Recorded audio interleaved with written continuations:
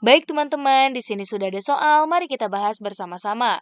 Seorang ahli bahasa berpendapat bahwa penggunaan bahasa nasional dalam segala aspek kehidupan sangat penting untuk memperkokoh identitas bangsa dan melestarikan kekayaan linguistik. Bagaimana Anda menilai pernyataan tersebut dalam konteks kemajuan sosial dan budaya suatu negara? Mari kita bahas ya teman-teman. Kita bahas untuk opsi yang A. Saya setuju dengan pernyataan tersebut karena penggunaan bahasa nasional dapat menguatkan ikatan antar warga negara dan memperkaya warisan budaya. Nah, ini dia jawaban yang tepat ya teman-teman. Karena pernyataan tersebut menekankan pentingnya penggunaan bahasa nasional dalam segala aspek kehidupan ya, untuk memperkuat identitas bangsa dan melestarikan kekayaan linguistik.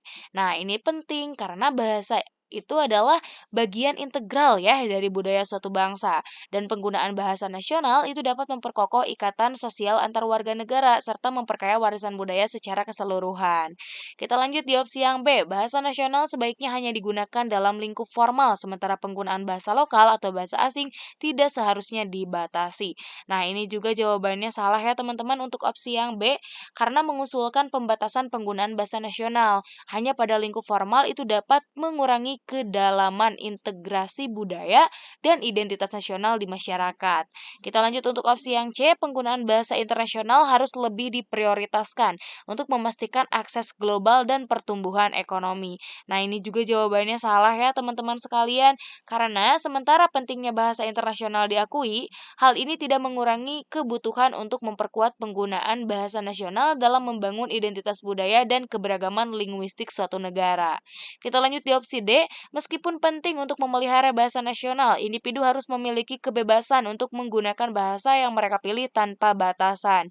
Nah, ini juga jawabannya salah ya, teman-teman sekalian, karena sementara kebebasan individu dalam memilih bahasa itu perlu dihormati, pernyataan tersebut juga tidak mengakui ya pentingnya penggunaan bahasa nasional dalam memperkuat identitas bangsa dan melestarikan kekayaan linguistik.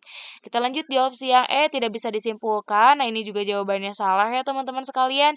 Karena pernyataan tersebut memberikan pandangan jelas ya tentang pentingnya penggunaan bahasa nasional dalam konteks kemajuan sosial dan budaya suatu negara.